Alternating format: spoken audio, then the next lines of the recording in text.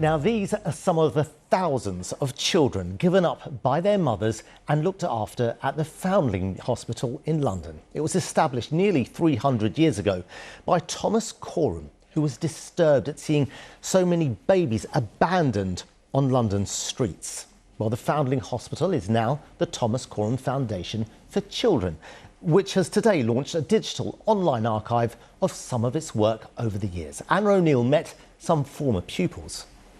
It was quite unusual for former pupils actually to meet up, in the sense that we were spread across the countryside. Well, yes, but we... Now aged 88 and 90, John and Eleanor are back in the place where they grew up. They were both given up to the Thomas Coram Foundling Hospital by loving mothers who felt they had no other choice. I was born in the Mile End Road Hospital. My grandmother said to my mother, "It's you or the baby, but I don't want both of you back." The alternative for me and almost all the other children taken into the Foundling Hospital was probably unthinkable. She did absolutely the right thing, and she realised that she wasn't going to be able to look after me. They're both here to mark the 285th anniversary of Charter Day, when the Coram Foundation was given a royal charter by George II on the 17th of October 1739.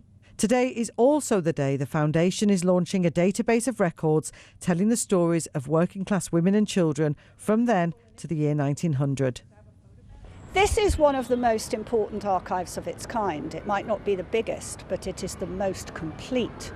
It is a jewel in the crown of London's history, and it's telling of the progressive development of London as a capital city, the appalling circumstances actually of the early 18th century, and it's documenting the lives of ordinary women and children.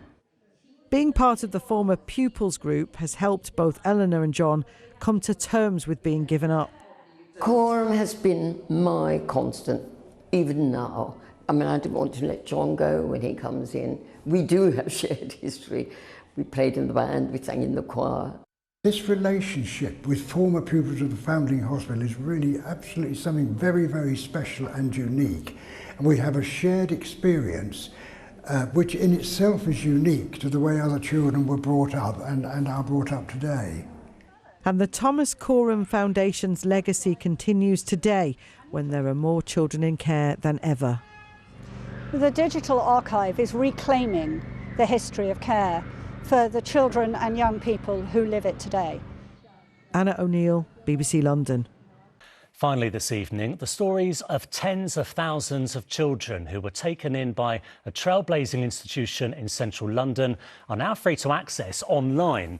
The Foundling Hospital was the first home in the country to look after children whose parents were unable to care for them or were born out of wedlock in the 18th and 19th centuries. It opened its doors in 1739. This afternoon, former pupils there around the Second World War shared their memories. At meal times we would march into the dining hall and stand by the tables and listen to the girls singing grace on the other side of thick glass doors which separated the boys and the girls. It was very, very, I was going to say military almost. We brushed our teeth to numbers. I was telling your colleague, we brushed our teeth to numbers. So 1, 2, 3, 4, 5, other side 2, 3. And I still do that mentally to this day.